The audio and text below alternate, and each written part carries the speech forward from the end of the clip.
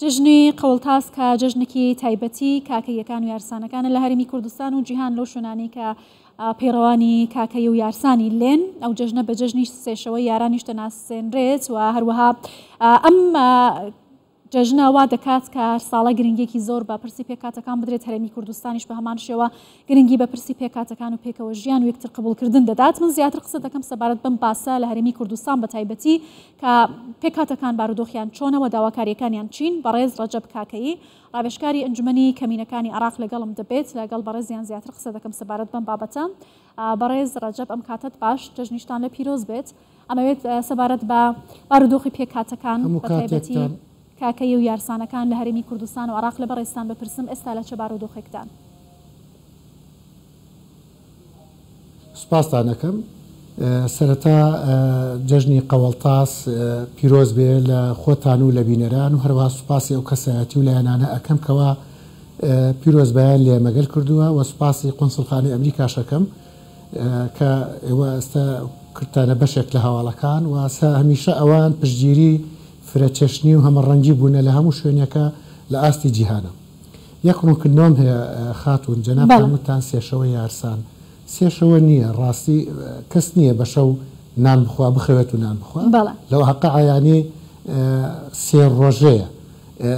خەڵک بە ڕۆژ نان ناخوا، ینی ڕۆژ و گرتنە خۆی. ئەو دەستەواژەیە هیوادارم چیتر میدیای کوردی ئەو دەستەواژەیە بەکارنیێنن هەڵەیە هەم ڕەنگە خەڵکێکیش بیکاتە بیانەوە بۆی کە هەنێ قسەی چاواشەکار لەسەرمان بڵێتەوە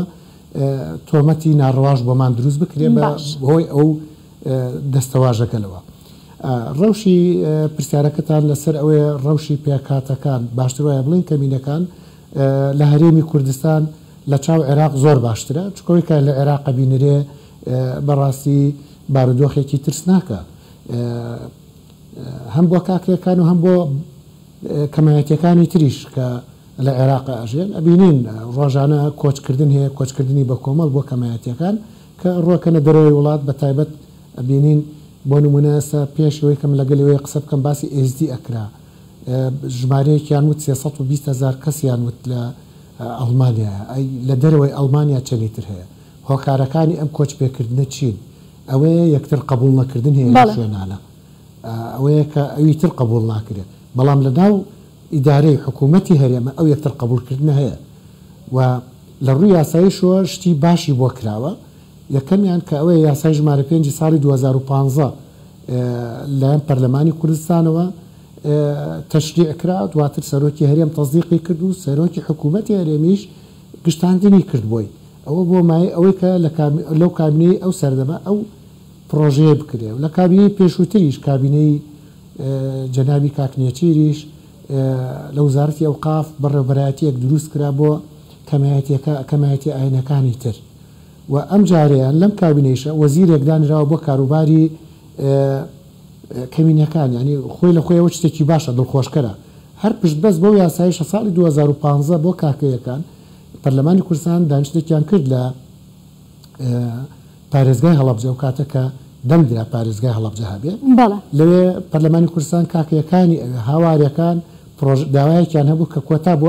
کاکەی دابنێت لە ئەنجومەنی پارێزگا. خۆشبەختانە تێک ڕای پەرلەمانتارەکان دەنگیاندا. ئەمە نیشانەی ئەوەیە هەم خەڵکی هەرێمی کوردستان هەم حکوومەتەکەیش ئیرادەی سیاسیان هەیە بۆی کە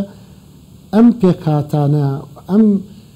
فرەڕەنیە بپارێزن. باشە پێتان وایە کە حکوومەتی هەرێمی کوردستان جگە لەو یاسایانەوە و گرنگیدانە پێویستە چیتر بکات بۆ پاراستنی کللتور بۆ گرنگیدانی زیاتر بە کەمینەکان بە تایبەتی کاکەی و یارسانەکان لە هەرێمی کوردستان؟